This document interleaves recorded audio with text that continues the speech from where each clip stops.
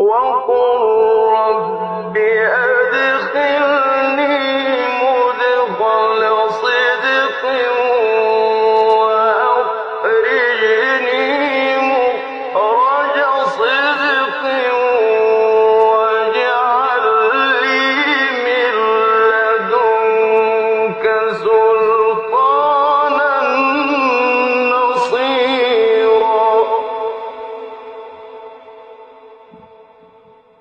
أعوذ بالله من الشيطان الرجيم. بسم الله الرحمن الرحيم، والصلاة والسلام على أشرف المرسلين سيدنا محمد وعلى آله وصحبه أجمعين. اللهم اجمعنا عليك ولا تكلنا إلا إليك، أرنا اللهم الحق حقا وارزقنا اتباعه، وأرنا الباطل باطلا وارزقنا اجتنابه، واجعلنا من عبادك الصالحين وجندك الغالبين وأوليائك المقربين برحمتك يا أرحم الراحمين. Chers frères et sœurs, aujourd'hui nous abordons la quatrième séance des séances, ou bien de cette série que nous avons réservée pour parler de l'éthique musulmane. Et la dernière fois, nous avions parlé de la définition du cœur, de l'âme, de l'esprit, et comment un petit peu s'opère la genèse d'un comportement à partir de ces différentes dimensions. Nous avons un petit peu parlé, la notion philosophique quelque part de ces différentes dimensions et comment le Coran les aborde et sous quel angle. Et tout cela, donc, justement, c'est pour mieux comprendre comment nous sommes constitués et de mieux contrôler nos penchants, mieux contrôler notre comportement et parfaire notre éthique. Aujourd'hui, nous allons continuer dans cette longue introduction et qui est importante, et peut-être que ce sera la dernière avant d'aborder donc les détails de cette série, et que j'ai intitulé les insufflations sataniques dans la déviation de l'éthique. Alors, pour comprendre comment Shaitan arrive à nous dévier, arrive à nous insuffler des mauvaises pensées, il faut déjà voir comment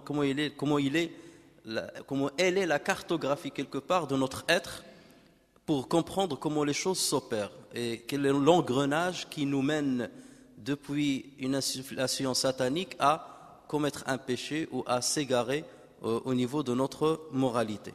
On a parlé la dernière fois du cœur et on a dit que le cœur, c'est cette capacité dans l'être humain qui lui permet de discerner entre le bien et le mal. C'est quelque part le chef d'orchestre de l'être humain et c'est lui qui contrôle les gestes, les paroles ou même les non-gestes, la tranquillité ou la stabilité d'un être humain.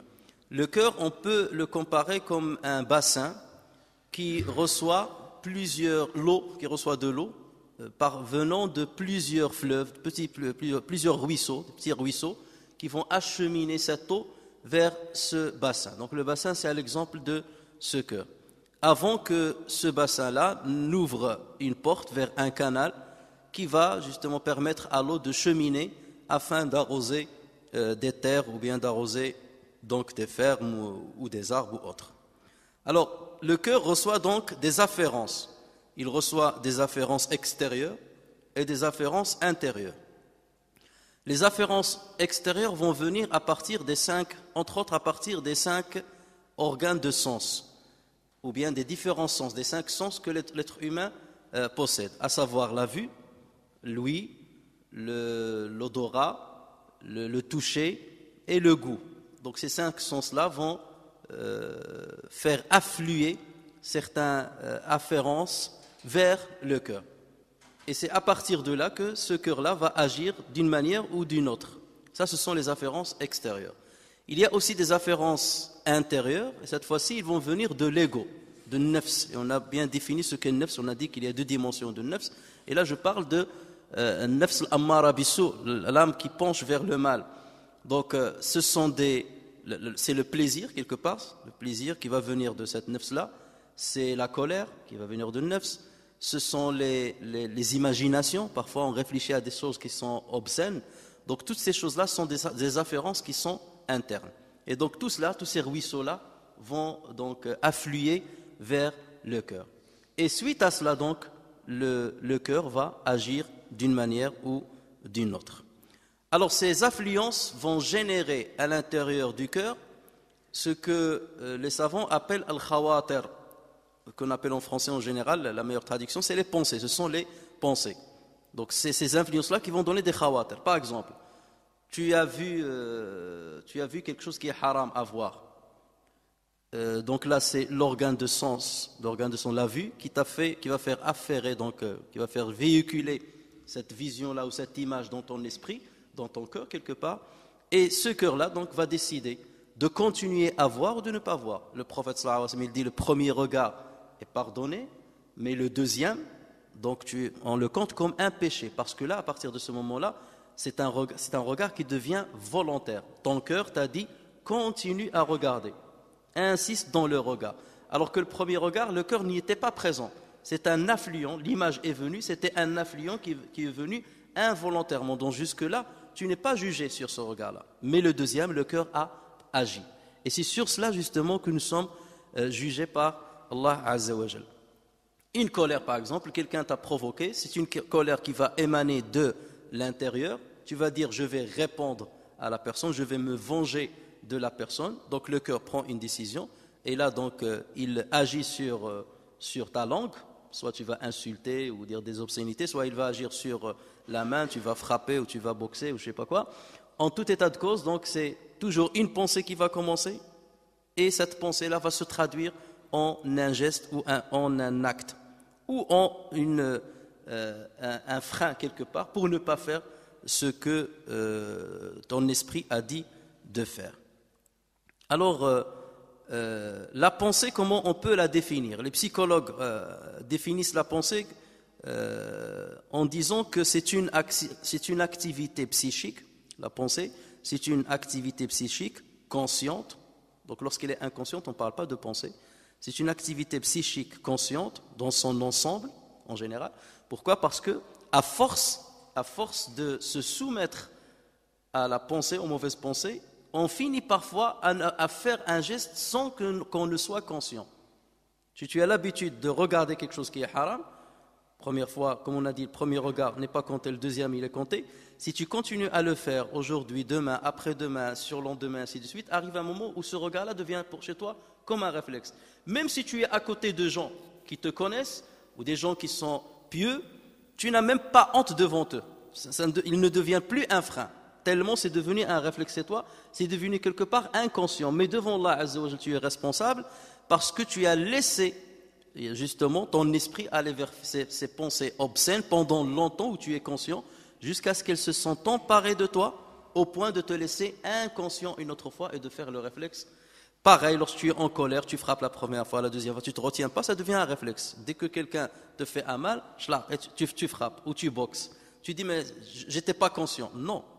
Tu n'étais pas conscient maintenant, mais autrefois tu es conscient jusqu'à ce que tu aies installé ce comportement qui a fabriqué quelque part un circuit qui se déclenche de lui-même. Donc tu es responsable de ce que tu as fait.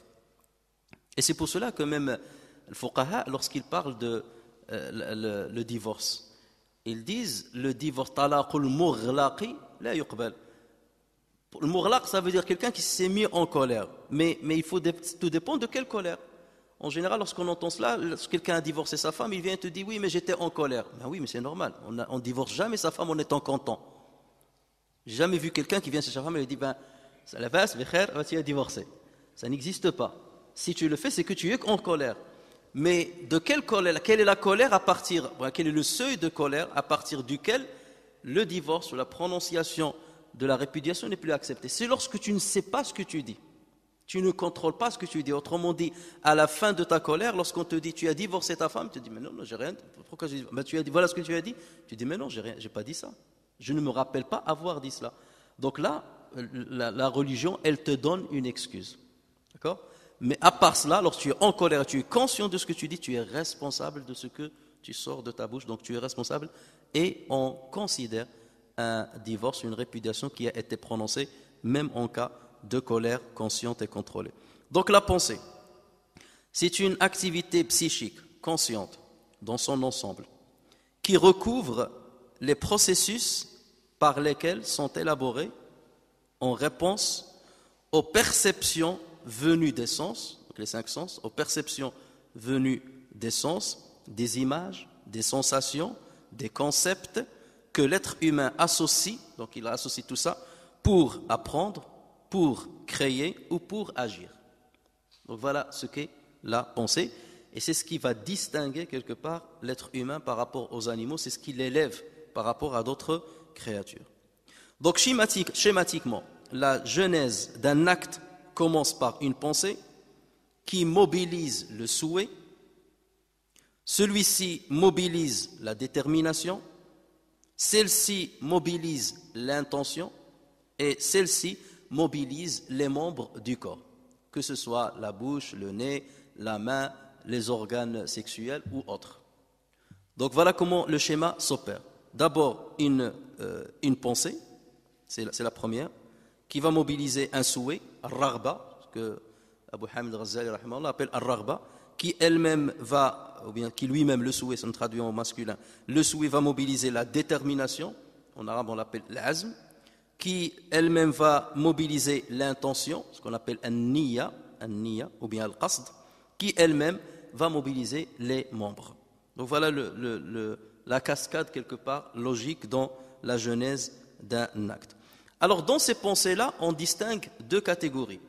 Il y a une bonne pensée qui va te pousser à une bonne action, et dans ce cas, donc, en arabe, on va l'appeler al-ilham, l'inspiration. Donc l'ilham, ce mot-là, il a toujours une connotation positive. La deuxième catégorie, c'est une mauvaise pensée qui va te pousser à accomplir un mal, ou à faire ou à dire un mal. Et dans ce cas, on parle de l'insufflation, de al-waswas, min sharri al-waswasil khannas, alladhi yuwaswisu fi sudurin nasi min al-jinnati wan nas. Donc lorsqu'on entend le waswas, c'est toujours une mauvaise pensée qui va conduire à un mal.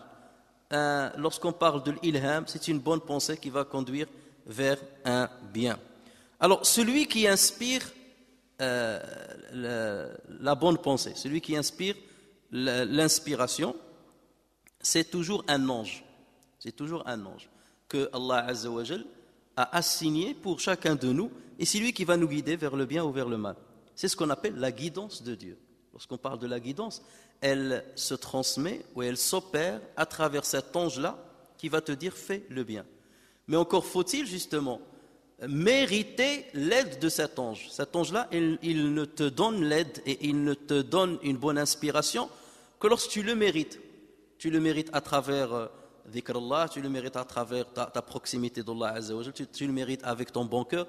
Donc il faut satisfaire certaines conditions pour que cet ange-là accomplit le rôle pour lequel Allah Azza wa Jal l'a mis à côté de toi, et il va t'orienter vers le bien. Les mauvaises insufflations, elles sont toujours insufflées par un shaitan. Et vous savez très bien, chaque être humain a un shaitan avec lui, ce qu'on appelle le qarin. Donc il y a qarin al-khayr, le compagnon du bien, qui est un ange. Il y a qarin al-shar, le compagnon du mal, qui est bien entendu al-shaitan. Alors, lorsque c'est l'ange qui agit sur toi, donc on parle de la guidance, de l'hidayah, si tu réussis à appréhender ce vers quoi il t'oriente, ou ce qu'il te donne comme outil de guidance, on dit qad waffaqt. On parle de tawfiq. Tawfiq, ça veut dire la réussite.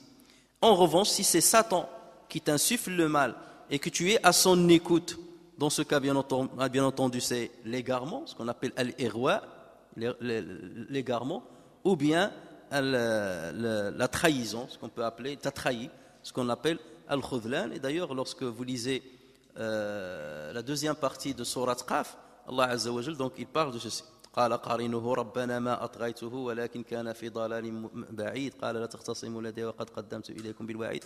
Donc il nous cite justement l'influence de ce qarin, le mauvais bien entendu, sur l'âme d'un être humain. Et c'est ainsi donc que le cœur bascule toujours entre un ange et un démon, entre la guidance et l'égarement, entre la réussite et l'échec. Dans un hadith rapporté par l'imam At-Tirmidhi, qu'il a considéré comme Hassan, il l'a rapporté sur Ibn Mas'ud radiyallahu anhu. Le prophète sallallahu alayhi wa sallam dit ceci: Inna lish-shaytani lammatan bibni Adam. Inna lish-shaytani lammatan bibni Adam wa lil-malaki lamma. Certes, le diable a un assaut sur le fils d'Adam, ainsi que l'ange lui-même a un autre assaut sur An-Nas, ou bien une emprise. Shaitan a une emprise sur le fils d'Adam et l'ange a une emprise sur le fils d'Adam. فأما لمة الشيطان فإعاد بالشر وتكذيب بالحق. Quant à l'assaut du diable, c'est une promesse maléfique, donc il va te promettre quelque chose qui est mauvaise, mais tu vas le croire. C'est une promesse maléfique. وتكذيب بالحق, et donc un démenti de la vérité. Ce qui est vérité, donc lui il va te le démentir dans ton esprit et tu vas le croire. وأما لمة الملك فإعاد بالخير وتصديق بالحق. Quant à l'assaut de l'ange, c'est une promesse de bien et une confirmation de la vérité. Ensuite, le prophète sallallahu alayhi wa sallam dit فمن وجد ذلك فليعلم أنه من الله من الله وليحمد الله ومن وجد الأخرى فليتعوذ بالله من الشيطان الرجيم. ثم قرأ قول الله تبارك وتعالى الشيطان يعدكم الفقر، هذا هو الوعيد، إعاد يعدكم الفقر ويأمركم بالفحشاء والله يعدكم مغفرة منه وفضلا. Sourate Al-Baqarah, verset 268. Donc le prophète sallallahu alayhi wa sallam dit quiconque trouve cela, ça veut dire il trouve la confirmation de la vérité, c'est-à-dire l'assaut de l'ange. Quiconque trouve cela doit savoir qu'elle provient d'Allah et le louer pour cela, il doit le louer pour cela.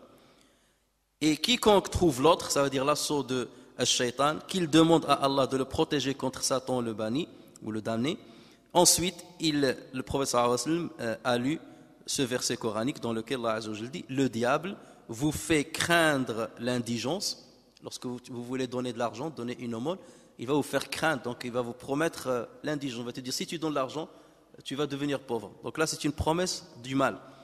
Vous fait promettre, le diable vous fait craindre l'indigence et vous commande les actions honteuses.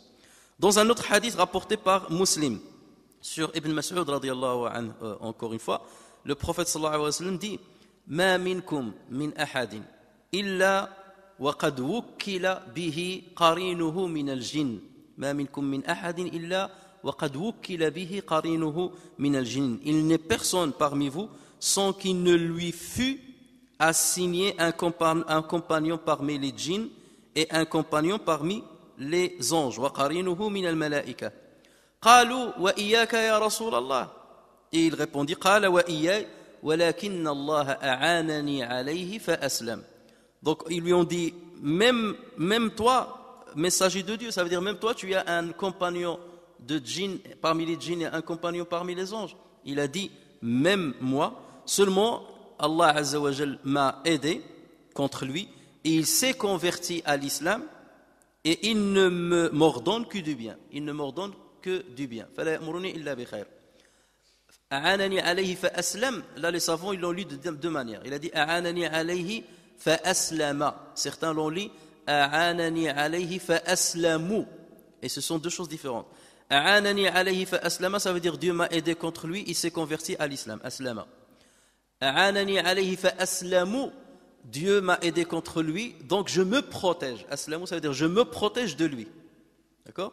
Fala ya'muruni, mais cette phrase-là va dans le premier sens. Fala ya'muruni illa bi khair, il ne m'ordonne maintenant que du bien, parce qu'il est devenu bien. Il ne m'ordonne que du bien. Si on va dans l'autre sens, ça veut dire que ce shaitan-là, il a désespéré, tellement il a désespéré que maintenant il ne demande que du bien. Parce que le prophète est bien protégé. Donc on peut le comprendre dans les deux sens. Alors ceci donc, nous devons le comprendre. Ces hadiths-là, comme je dis, c'est surtout le deuxième qui est sahih. Donc il faut que chacun, donc ça c'est la première façon, enfin le premier pas pour décortiquer sa propre personne. C'est de dire je ne suis pas seul. Et déjà ça te donne une considération vis-à-vis de toi-même déjà. J'ai un ange à côté de moi. Ça te donne déjà un certain haya, une certaine pudeur. Je ne suis pas tout seul. Il y a un ange à côté de moi. Donc certaines fois, lorsque j'ose commettre un péché, ou lorsque je suis poussé par des insufflations mauvaises, je dois au moins avoir honte de l'ange qui est à côté de moi. Et qu'Allah Azza wa Jal m'a envoyé pour m'aider. Et en même temps, je dois savoir qu'il y a Satan à côté de moi. Donc à chaque fois que je fais un acte, il faut que je me pose la question, est-ce que cet acte-là a émané d'une bonne pensée, inoculée par l'ange, ou d'une mauvaise pensée insufflée par le shaitan? Tu te contrôles avant de passer à l'acte. Déjà, je suis au niveau de la pensée, avant que ça ne devienne de la détermination, avant que ça ne devienne une intention, avant que ça ne devienne un acte. Donc tu as un certain chemin dans lequel tu dois te contrôler. C'est le filtre quelque part. Tu as plusieurs filtres et tu as toujours le temps, tant que tu n'as pas traduit la pensée en un geste, tu peux toujours donc te retenir et tu auras une hasana. Tu voulais faire un mal, mais tu t'es arrêté par peur d'Allah Azza wa Jal, ça va être inscrit comme si tu as fait une hasana. Tu voulais faire un mal, mais tu n'as pas trouvé le moyen de le traduire, ça va être inscrit comme une sayyi'a, parce que tu voulais le faire. Et si tu ne l'as pas fait, c'est parce que tu n'as pas trouvé l'outil. D'accord? Donc, mais là, l'intention, il n'y a que l'outil qui a manqué. Mais la niya était là, la volonté était là, tout était là. C'est seulement l'outil qui a bloqué. Donc, voilà. J'ai voulu, je ne sais pas moi, frapper quelqu'un. Je suis allé chercher un pistolet pour le tuer. Je ne l'ai pas trouvé. Je ne l'ai pas fait. On inscrit une sayyi'a. Parce que l'intention était là et l'outil était défectueux au dernier moment. Voilà, exactement c'est pareil. Et c'est pour cela que le prophète m'a dit lorsque deux musulmans se rencontrent, se combattent entre eux, celui qui tue et l'assassiné, celui qui a assassiné l'assassiné seront dans l'enfer. Ils ont dit, on comprend celui qui a assassiné, on comprend, parce qu'il a assassiné, il a commis un crime. Mais pourquoi celui qui a été assassiné? Et le prophète il a dit, parce que lui, il avait l'intention ferme de tuer son frère. Donc il sera aussi dans l'enfer, alors que dans l'apparence, il a été victime de son frère. Donc vous voyez, parce que l'acte final, il n'a pas pu l'accomplir, il était plus faible, il n'a pas pu l'accomplir. Mais Allah Azza wa Jalla a pris en compte la pensée, le souhait, la détermination, la traduction en un acte, il n'a pas pu le faire, mais Allah Azza wa Jalla a pris en compte le reste.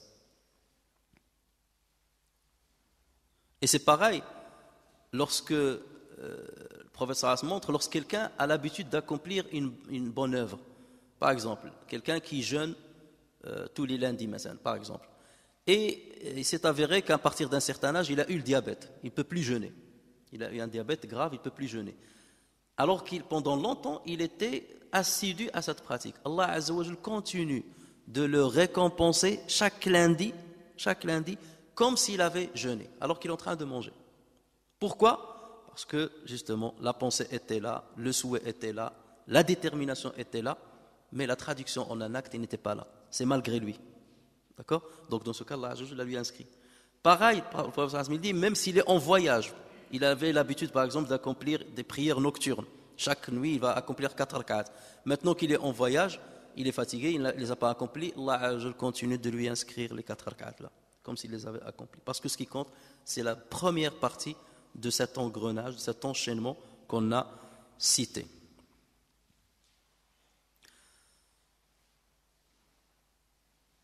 Le serviteur a pour obligation donc de repousser les insufflations démoniaques en fermant toutes les portes, et on va revenir à cela, en fermant toutes les portes par lesquelles Satan s'infiltre dans son cœur pour l'égarer.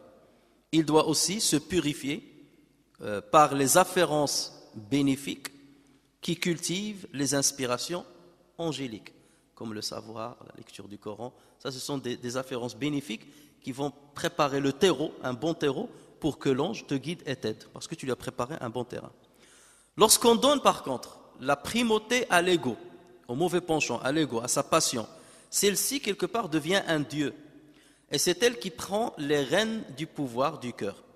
Et c'est dans ce sens-là qu'Allah Azza wa Jalla dit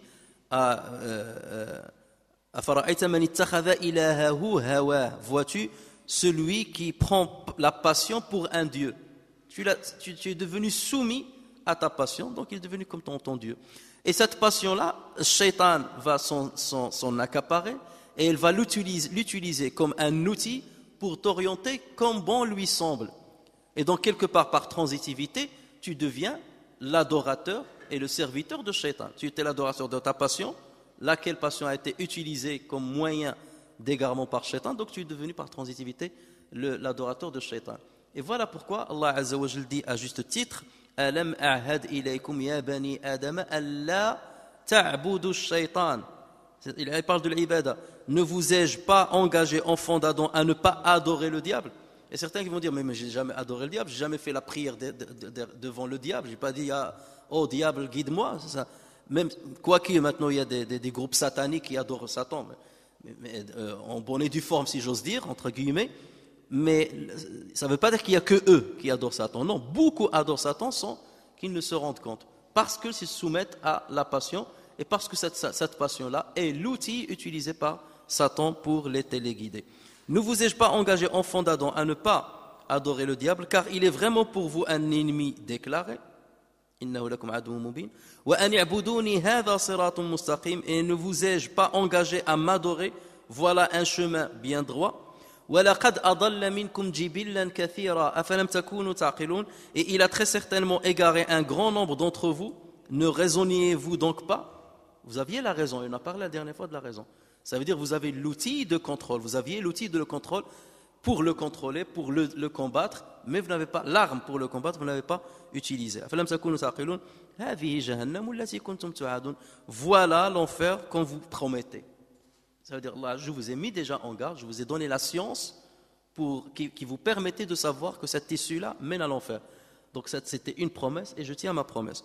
Voici l'enfer qu'on vous promettait, brûlez-y aujourd'hui, pas pour avoir mécru.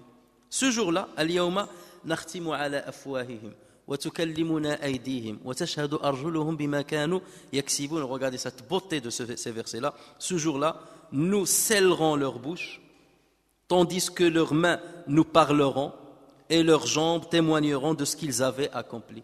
Ça veut dire que ces outils-là, les derniers outils qui ont traduit la pensée en un acte, seront là contre toi. Cette bouche que tu as utilisée, qui était à la fin de cette chaîne qu'on a citée, cette main qui était à la fin de cette chaîne qu'on a citée, ces pieds, ces jambes qui étaient à la fin de cette chaîne qu'on a citée, vont se transformer contre toi. Tu as fait le plaisir pour eux, tu as fait l'acte pour eux, pour leur rendre service, à ta langue, à ta main, à tes jambes, et se retourneront contre toi et ils parleront. C'était des outils, mais ils parleront pour dire, voilà, nous étions des outils que tu aurais pu utiliser dans le bon sens, mais tu ne nous as pas contrôlés comme il le faut pour nous utiliser dans le bon sens. Donc c'est toi le fautif et ils témoigneront contre toi. Même le geloud, même la peau témoignera contre son propriétaire. Alors ces textes ne parlent pas du démon dans un sens métaphorique, il ne faut pas croire. Ou certains vont dire non, shaitan, ça n'existe pas, c'est seulement un sens métaphorique. Non, il parle bien d'un sens réel. Shaitan, il a une vraie présence. Il y a même un texte qui nomme le diable qui s'est spécialisé dans les insufflations, les mauvaises insufflations, pendant qu'on accomplit la prière. Comment on l'appelle ce shaitan-là, ce diable-là? Khinzab. Le professeur Asm l'a cité, il a un prénom. Il est spécialiste. Il a fait des stages, et son père l'a bien préparé, il a fait des stages, il est spécialiste pour te faire des insufflations dans la prière. Et Shaitan, il a d'autres enfants, et le hadith, il montre un peu les détails. Shaitan, à chaque fois, il a un tronc dans la mer, dans l'eau, et à chaque fois, il réunit ses soldats, ses enfants, et il leur dit, qu'est-ce que vous avez fait? Et chacun va lui dire, moi j'ai égaré celui-là, moi j'ai dit à celui-là, moi j'ai fait dormir celui-là pour qu'il n'accomplisse pas la prière, moi j'ai dit à celui-là pour qu'il insulte un tel, jusqu'à ce que l'un va dire, moi j'ai séparé entre un tel et son épouse. Et il a dit, c'est toi, viens à côté de moi. Toi, tu as fait le bon travail. Donc il a des spécialistes dans le domaine. Et ils ne font que ça. Et c'est pour cela que toi, on est dans une guerre et on ne se rend même pas compte. Tu dois être fort dans tous les domaines. Parce que lui, il a des spécialistes dans tous les domaines. Et toi, tu dois te protéger. D'accord? Quelqu'un qui est en guerre et devant un ennemi qui utilise un arsenal d'armes différents. Les missiles, les mitraillettes, le kalachnikov, les couteaux. Et toi, tu es avec ta petite carabine en train d'attendre. Ça ne colle pas, les armes chimiques et tout. Donc tu dois, pour chaque attaque, pour chaque arme utilisée par ton ennemi, tu dois être préparé. Parce que lui, il est bien préparé et il s'est spécialisé dans ces domaines. Regardez, dans un hadith rapporté par Muslim, Uthman ibn Abi al-As radiyallahu anhu est venu voir le prophète sallallahu alayhi wa sallam. Il lui a dit, Ya Rasulallah, inna ash-shaytana qad hala bayni wa bayna salati wa qira'ati. Shaitan, le diable, s'est interféré entre moi et ma prière et ma lecture. À chaque fois que je fais la prière, j'ai la tête qui part ailleurs. Chaque fois que je fais la lecture, je lis, ma tête qui part ailleurs. Et donc là, le prophète sallallahu alayhi wa sallam, il lui a dit, ذلك شيطان يقال له خنزب. Celui-là, c'est un démon nommé خنزب. فإذا أحسسته فتعوذ بالله منه واتفل على يسارك ثلاثا. واتفل على يسارك ثلاثا. Lui a dit c'est un démon nommé خنزب. Lorsque tu ressens cela, demande protection auprès de Dieu, ça veut dire أعوذ بالله من الشيطان الرجيم, et souffle sans trop poustiller, c'est-à-dire un souffle intermédiaire, c'est pas et c'est pas cracher, c'est entre les deux, c'est ça ce que tfel, comme ça, sans sortir. Donc tu utilises la langue, tu mets ta langue entre les lèvres et tu souffles, sans sortir forcément de la salive. Et donc tu fais ça à ta gauche 3 fois. Et Uthman radiyallahu anhu a dit, je fis cela et Allah dissipa ce que je ressentais. ففعلت ذلك فأذهبه الله عني. Alors les savants après ils disent, certains qui disent oui tu peux le faire clairement et avec le geste et tout, d'autres disent lorsque tu es en groupe, c'est pas la peine de le faire, tu es à côté de quelqu'un à côté de toi et tu tournes, donc il va croire que ce qu'il fait celui-là, donc tu vas le gêner encore plus. Donc les savants ils disent, dis dans ton fort intérieur a'udhu billahi minash shaitanir rajim, pour ne pas gêner la personne qui est à côté de toi. Et lorsque tu es seul, donc ce cas tu peux faire le geste en tournant la tête. C'est pour ça qu'il ne faut pas être littéraliste, même dans ce hadith-là. Imaginez si on le faisait tous, et on n'entendrait que ça dans une prière en groupe, surtout de ces temps-ci. Quant à un autre hadith dans lequel le prophète sallallahu alayhi wa sallam aurait parlé d'un autre diable qui insuffle les mauvaises pensées pendant le wudu. Comment on appelle ce shaitan-là? Hein? L'walahan, on l'appelle l'walahan. Le hadith là, il est considéré comme faible. Donc plusieurs savants ont considéré que Ibn Hajar al-Asqalani, Dhahabi, Ibn Jawzi, donc plusieurs savants ont considéré que ce hadith là, Al-Albani aussi, ont considéré que ce hadith là est très faible. Donc on ne peut pas se baser dessus. Donc ce hadith là, même on l'a entendu, mais on n'a aucune certitude qu'il existe. Mais le sens est là, ça peut exister. Voilà. Et d'ailleurs, beaucoup tombent dans l'ouswas lors des ablutions, tout cela. Donc ça peut venir de ce côté-là. Alors, le rappel constant de Allah Azza wa Jal, aussi bien par le cœur que par la langue, que par l'écoute. Donc, ces organes de sens là, lorsque tu prends le Coran, tes organes de sens, lorsque tu les mets en contact avec des outils qui te permettent de te rappeler d'Allah Azza wa Jal, c'est comme si tu as fermé déjà les portes à Shaitan pour qu'il n'entre pas par ces outils-là. Tu vois? Quelqu'un qui ses yeux sont en train de regarder le Coran, il ne va pas regarder ailleurs. Ou là, quelqu'un qui touche le Coran, il va avoir honte de faire autre.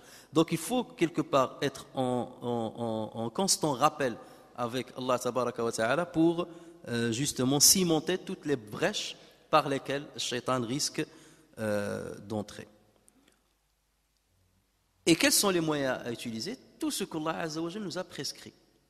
Les actes rituels, ils ont ce rôle-là. Les actes rituels ont ce rôle-là. Pourquoi Allah Azza wa Jalla nous a inscrit 5 prières par jour et différées dans le temps? C'est pas cumulé dans le temps.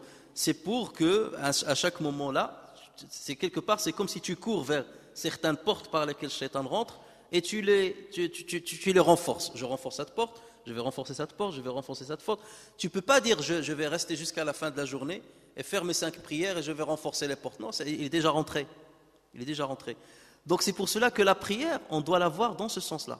Non pas comme une charge qui nous accapare, mais plutôt comme un outil positif qu'Allah Azza wa Jalla nous a mis entre nos mains pour nous protéger. Donc au contraire, on doit la saisir cette prière-là, et l'appréhender dans le bon sens et avec plaisir, et dire louange Allah Azza wa Jalla qui m'a prescrit ces prières. Et regardez, Allah Azza wa Jalla, au départ, il nous a donné 50 prières. Autrement dit, il fallait 50 prières pour faire un bon contrôle, si j'ose dire. Mais Moussa alayhi salam, il a dit au prophète sallallahu alayhi wa sallam, c'est trop, les gens ne vont pas accepter cela parce qu'ils ne comprendront pas ce que c'est que la prière. Ils ne comprendront pas, ils ne le verront pas de cet œil-là. C'était une chance normalement. Et Allah Azza wa Jalla, il les a diminués jusqu'à 5. Mais en ces 5-là, Allah Azza wa Jalla a mis tout ce qu'il faut lorsqu'on les accomplit comme il le faut. Comme il le faut. Inna as-salata tanha 'anil fahsha'i wal munkar. La prière empêche la turpitude et le blâmable. C'est ça son rôle. Elle bloque Shaitan. Mais lorsque tu l'utilises bien comme il le faut. Et ça, c'est les choses obligatoires qu'Allah Azza wa Jal nous a prescrites. C'est le minimum nécessaire pour engager une défense respectable devant Shaitan. Ça, c'est le minimum nécessaire. Mais maintenant, avec la multiplication des rues sataniques et la multiplication des moyens, Internet, la télévision, les panneaux publicitaires, la mixité, avec la multiplication des moyens, des afférences extérieures pendant notre époque, là, on a besoin, les 5 prières ne suffiront pas. Déjà, il faut les parfaire, mais il faut rajouter encore plus. D'où la question du groupe.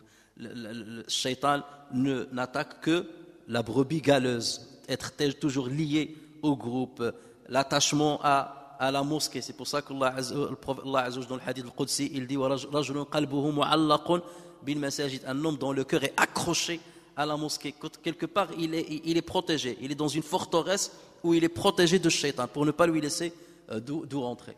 Donc c'est pour cela que notre lien avec la mosquée, notre lien avec le groupe, notre lien avec la science, notre lien avec le Coran, notre lien avec les actes rituels doit être un lien très fort. Sans quoi, on risque de devenir des proies faciles à shaitan.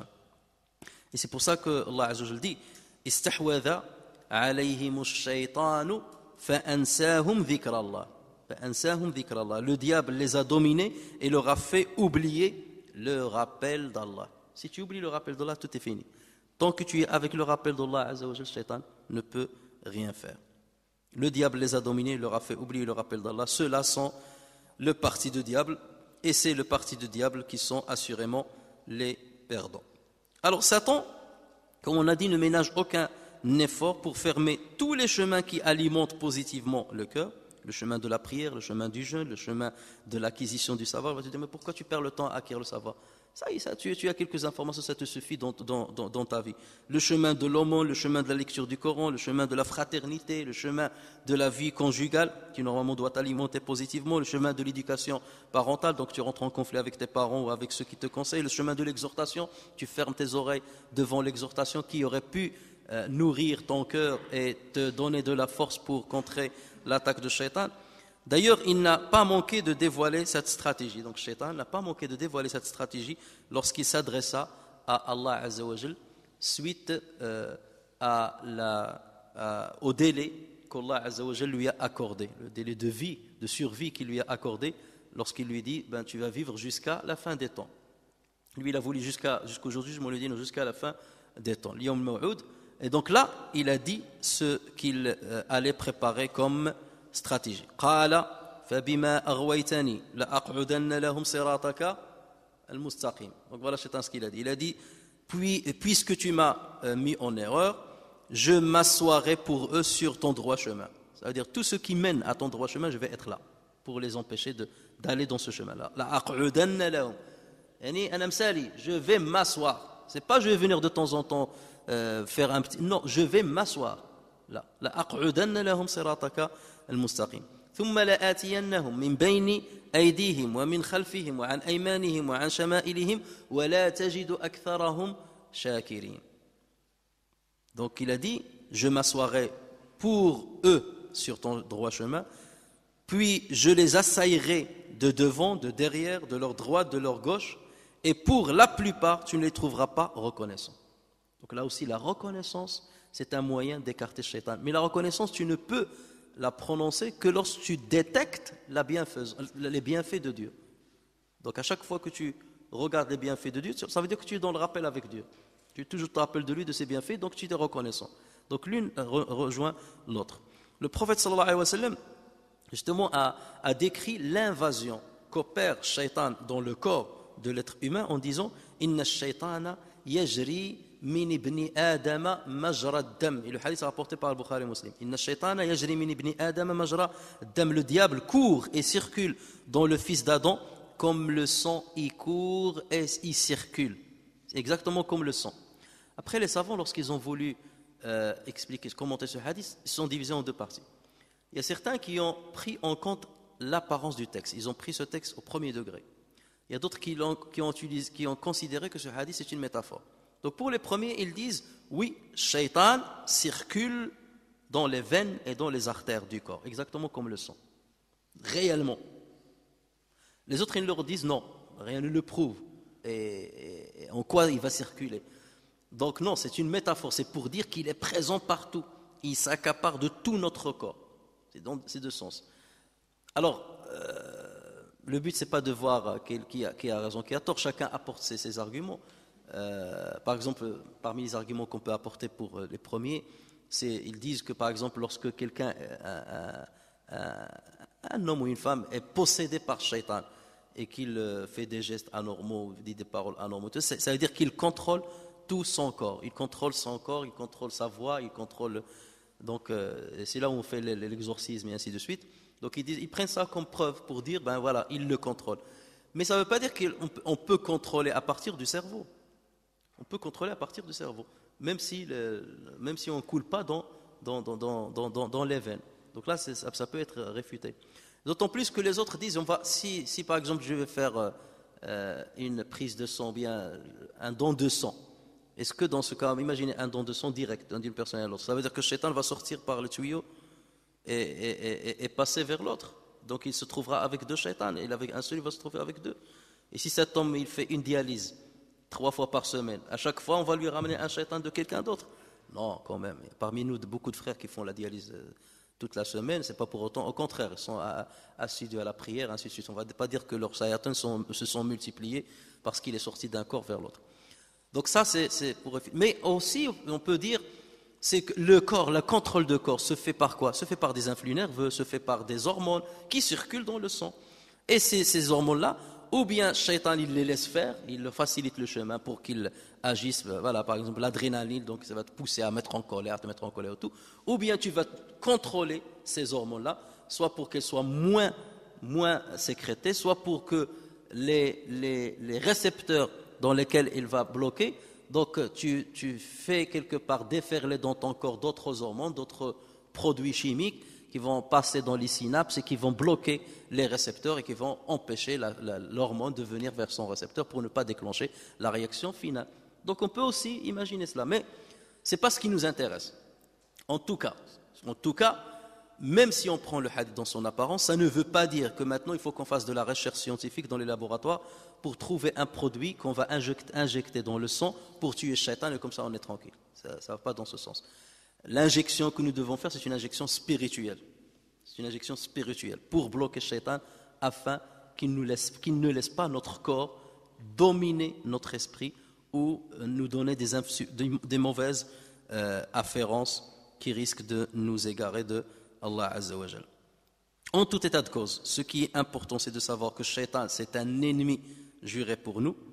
Inna shaytana lakum aduun fattakhidhuhu aduwa. Le diable est pour vous un ennemi. Prenez-le comme un ennemi. Donc, quelqu'un qui prend un ennemi, donc il faut qu'il se prépare. J'ai un ennemi qui prépare un assaut contre moi. J'ai un ennemi qui me cherche du mal. Donc, je dois être préparé pour me protéger contre lui. Je dois connaître qui est cet ennemi, quelles sont ses stratégies, quelles sont ses armes, et je dois surtout connaître comment je suis. Quelque part, mon cœur, c'est le cœur, ou moi. Je suis comme une forteresse, où il y a plusieurs portes. Et Shaitan va essayer de pénétrer à cette forteresse par une de ces portes-là. Donc je dois d'abord cartographier toute ma forteresse. Quelles sont les portes par lesquelles Shaitan risque d'entrer? Et comment je dois les bloquer? Et comment lui, il va ruser pour y pénétrer? Donc toutes ces choses-là, je dois les maîtriser afin de pouvoir mettre en place une stratégie de défense qui marche et qui, sachons-le, qui est dure et qui doit durer, bien entendu, dans le temps.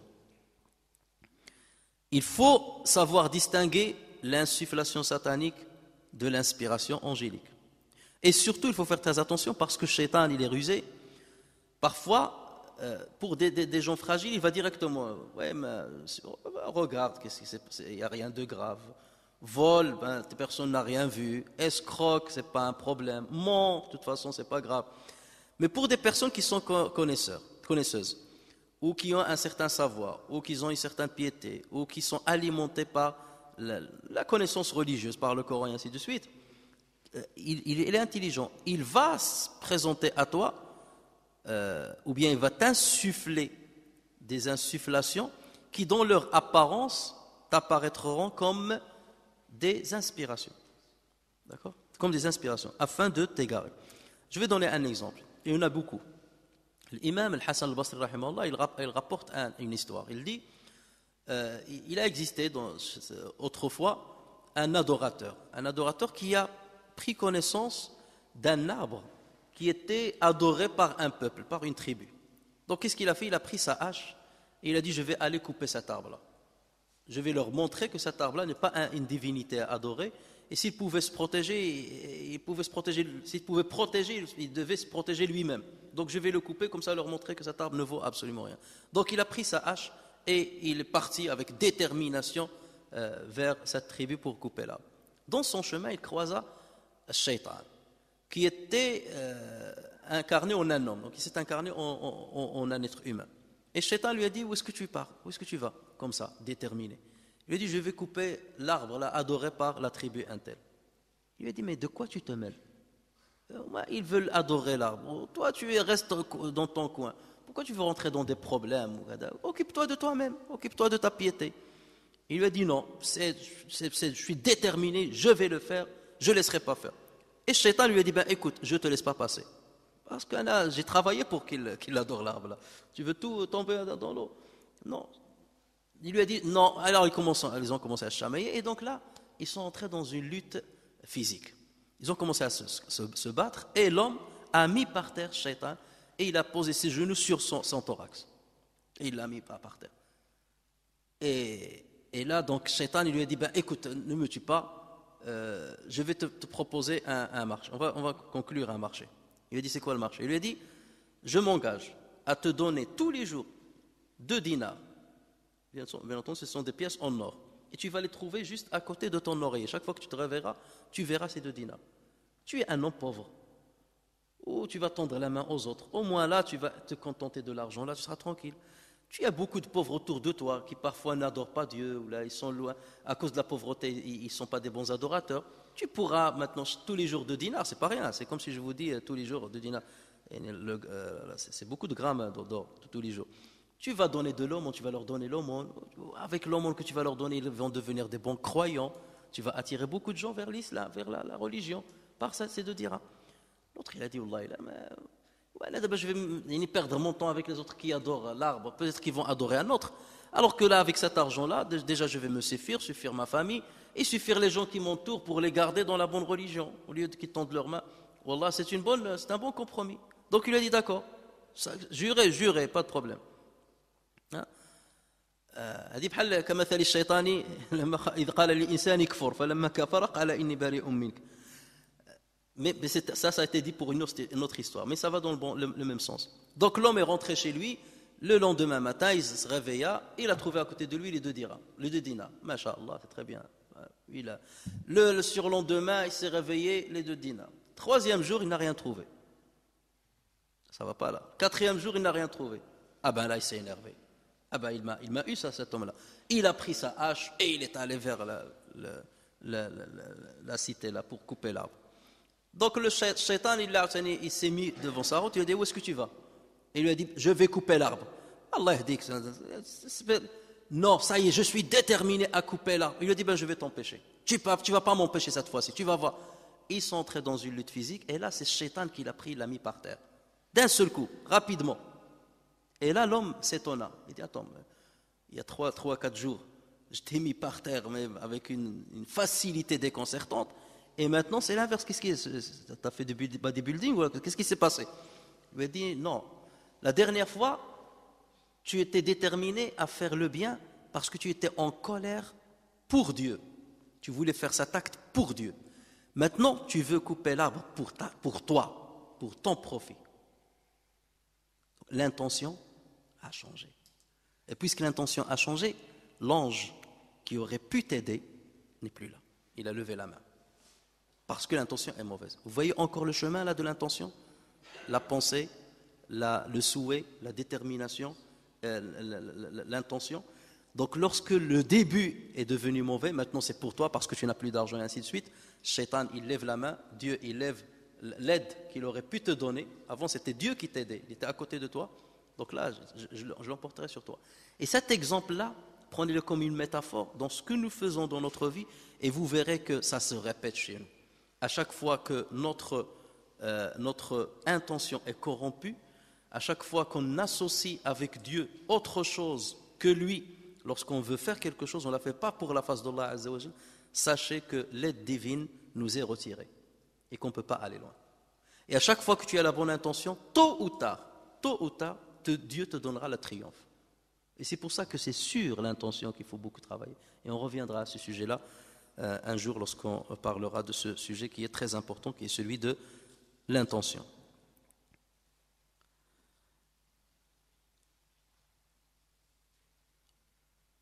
Et c'est pour cela que le musulman qui est pieux, qui s'alimente par la piété, il sait quand est-ce qu'il écarte l'insufflation satanique. Et dans ce sens, Allah Azza wa Jal dit « Inna alladhina attaqaw, idha massahum ta'ifun min ash-shaytani, tadhakkaru fa idha hum mubsirun » Ceux qui pratiquent la piété, lorsqu'une suggestion du diable, ta'if min ash-shaytan, lorsqu'une suggestion, c'est même pas une insufflation, n'est pas devenu une grande insufflation, lorsqu'une suggestion du diable les touche, se rappellent et les voilà devenus clairvoyants. Ils voient la vérité et disent attention, il ne faut pas que j'aille plus loin, j'arrête là. Et ils se rappellent de quoi? Ils se rappellent de Dieu. Ils se rappellent du savoir qu'ils ont acquis. Lorsqu'ils étaient en quête du savoir, ils se rappellent de la science qu'ils ont acquise. Parce que cette science-là va leur servir en ce moment pour leur dire attention ce que tu entends. Ils se rappellent des exhortations qu'ils ont entendues à Al-Jumu'ah, qu'ils ont entendues ça et là. Donc vous voyez, tout ce que nous faisons, il ne faut pas le sous-estimer. Tu viens à un cours pour entendre un cours, tu viens à Al-Jumu'ah pour entendre Al-Jumu'ah, tu viens pour entendre une exhortation, tu entends un conseil d'un frère, tu lis un livre, tu lis le Coran. Toutes ces choses-là, ne les considère pas comme une perte de temps. Non, tu es en train de préparer ton artillerie et tu mets cette artillerie dans un coin. Et le jour où il y a un problème, cette artillerie va sortir. Tu penches ta main et sortira tout de suite. Et moins tu apprends ta religion, moins tu lis le Coran, moins tu accomplis ta prière, plus tu es loin du groupe, moins tu as justement ces armes-là, et plus tu es en proie, tu seras en proie de Shaitan la'anullah. Et pour terminer, et d'une manière très très rapide, quelles sont les portes de Shaitan, les portes par lesquelles Shaitan rentre pour qu'on termine ce sujet-là. Comme j'ai dit tout à l'heure, le cœur de l'homme c'est comme une forteresse. Shaitan il essaye de rentrer par plusieurs portes et donc il faut connaître quelle est la ruse de Shaitan, il faut connaître comment elle est faite cette forteresse, comment elles sont faites ces portes, comme ça déjà on les barricade bien comme il le faut. Et si jamais d'aventure Shaitan y pénètre, on saura aller rapidement le chasser une deuxième fois et renforcer la porte là. On ne le laisse pas rentrer longtemps. Donc, même s'il y a une petite inconscience, un petit oubli, tu sais revenir. Et c'est ça à quoi ça sert le repentir. Le repentir. Tu peux te relever, te repentir et revenir. Et le chasser. Et Dieu est là pour t'aider. Et l'ange et les anges sont là pour t'aider. Vous voyez? Et là, le groupe est là pour t'aider. Et après, tu recommences à renforcer encore ta forteresse. Les grandes portes par lesquelles Shaitan entre, et c'est ce qu'on va essayer d'étudier dans cette série-là, comme j'ai dit, elles sont nombreuses, mais je vais citer une liste de 10, les plus importantes portes, les portes les plus grandes, qu'emprunte assez souvent Shaitan pour parvenir à nos cœurs et le contrôler de l'intérieur. Il y a la porte de la colère et du plaisir. Ça, on en a parlé la dernière fois, parce qu'on a dit que ce sont les deux germes par lesquels s'opère la genèse des comportements. Donc la colère et le plaisir. Deuxième porte, c'est la jalousie. Rappelez-vous, le fils d'Adam, Caïn, a tué son frère Habil à cause de la jalousie. Les frères de Yusuf alayhi salam, la jalousie ce qu'il leur a fait. Shaitan avec Adam, la jalousie ce qu'il lui a fait. La troisième, c'est l'avidité, at-tama'. D'ailleurs, c'était le premier péché de Adam alayhi salam, parce qu'Allah lui a dit ne touche pas à l'arbre. Hein? Et Shaitan est venu lui dire hal adulluka ala shajaratil khuldi wa mulkin la yabla. Veux-tu que je te désigne l'arbre de la pérennité, tu vas vivre longtemps, donc tama', je veux vivre longtemps. Wa mulkin la yabla, et un royaume qui ne périt jamais. Donc tama'. Et Sayyidina Adam, il a touché l'arbre. Et c'est à partir de là que nos problèmes ont commencé. Et on a hérité ça de notre père. Quatrième point, quatrième porte, c'est la précipitation et l'activité, la ajala. On ne prend pas le temps de réfléchir, d'analyser, de vérifier les informations. On se précipite rapidement, on est hâtif. Et d'ailleurs, Allah Azza wa Jalla dit khuliqa l'insanu min ajal. L'homme a été créé prompt dans sa nature. Wa kana l'insanu ajula. L'homme est certes hâtif par nature, donc c'est quelque chose qui est en nous. Le cinquième porte, c'est l'amour de l'argent et du bien matériel, des biens matériels. زين للناس حب الشهوات من النساء والبنين والقناطير المقنطرة من الذهب والفضة والخيل المسومة والأنعام والحرث. Ce sont des choses qui nous ont été embellies, et donc cet embellissement-là, justement, c'est une porte par laquelle Shaitan entre. La sixième porte, c'est l'avarice et la peur de la pauvreté. Même si on a des millions et des millions, on a toujours peur de la pauvreté, et donc on devient avare. Je retiens l'argent, je ne donne pas, je ne partage pas, je ne donne pas l'aumône. Septième porte, c'est l'amour de la nourriture. Et quel amour de la nourriture, surtout à notre époque. Il y a des gens, ils te disent, moi mon hobby c'est la nourriture. Ah, toi si tu es, soit c'est le foot, soit c'est ça, toi c'est le foot, toi c'est le basket, là c'est la nourriture. Et lorsque la nourriture est là, il ne voit plus rien. Les casse-croûtes, les fast-food, tout ce que vous voulez. Et vous allez me dire, non, mais c'est pas si grave que ça. Non, c'est grave. On a des gens maintenant qui mangent le haram. Il sait que la viande est haram. C'est prouvé. Et il te dit, ouais, mais écoute. Oui, mais écoute. Taqullah alina wa khfu alina. Ça existe chez nous, ça existe chez nous. On ne peut pas dire que c'est. Et le prophète sallallahu alayhi wa sallam dit ثم ذكر الرجل أشعث أغبر يطيل السفر يرفع يديه. Il a cité un homme qui est en long voyage, il a les cheveux en pétard, et il lève les mains, ya Rab, ya Rab. ومأكله حرام, sa nourriture est haram, ce qu'il boit est haram. Comment veut-il que Allah Azza wa Jalla lui agrée, qu'il lui accepte sa demande? On le voit au jour d'aujourd'hui. Le faux halal, tout le monde sait qu'il mange le haram. Qu'on mange le haram, beaucoup de nous mangent le haram, et il sait, mais tu dis, oui, mais il a 50 centimes moins cher. C'est 50 centimes moins cher. Il est un petit peu plus cher. Eh ben vas-y, cherche moins cher et tu le payeras plus cher plus tard. De toute façon, tu dois le payer. Et si ce n'est pas ici, tu dois le payer dans le delà. Autant payer en argent plutôt que de payer en hasanat. Et lorsqu'on parle de ce sujet-là, on dit non, vous faites le fitna, vous êtes très draconien, vous avez une lecture très serrée. Non. Ce qui est haram est haram, c'est clair. Donc lorsqu'il s'agit d'une question de nourriture, là, le musulman doit s'abstenir. C'est pour ça qu'Allah Azza wa Jalla a instauré le jeûne le lundi, le jeudi, et bien entendu le ramadan. C'est pour contrôler ce côté-là par lequel on commet énormément de mal. Et on parlera du sujet dans le détail, Inch'Allah. Huitième porte, c'est le fanatisme et l'esprit clanique. Mon groupe, moi je suis du madhab intel, moi je suis du mouvement intel. Moi, Ana al-Firqa al-Najiya, je suis du groupe qui va être sauvé le jour du jugement. Ça aussi, c'est une porte énorme par laquelle Shaitan entre. La personne, parce qu'il est dans tel groupe, parce qu'il a suivi ce mouvement, parce qu'il a été convaincu par une personne ou deux, donc ça y est, il s'attache à cela, et il ne voit la vérité nulle part ailleurs. Il met comment on appelle ça, les œillères. Voilà, les œillères, et il ne voit que par le prisme de son groupe. Voilà. Que ce soit dans le domaine jurisprudentiel, dans le domaine dogmatique, dans le domaine comportemental, dans le domaine politique. Malheureusement, beaucoup de musulmans tombent dans ce piège-là, et c'est ce qui cause justement la dissension dans la communauté musulmane et la séparation que nous voyons ça et là, et qui fragilise notre communauté. Il y a aussi donc la porte de l'amour, du paraître et le narcissisme. Lorsqu'on est, voilà, je suis beau, je suis, masha'Allah, c'est quoi cette beauté-là? Maman, je ne sais pas, maman, tu ne te rends pas compte de ce que tu as fait, maman, c'est la chance que tu m'as. Il y a des gens comme ça, voilà. Je reste devant le miroir pendant une demi-heure à arranger les cheveux au millimètre près, ou le gel. C'est un vrai problème qui fait oublier Allah Azza wa Jal. Et malheureusement, les jeunes d'aujourd'hui, voilà, leur exemple maintenant, c'est devenu on pense que parce que le footballeur il a la coupe Intel, on ne voit plus maintenant ce qu'il a dans les jambes.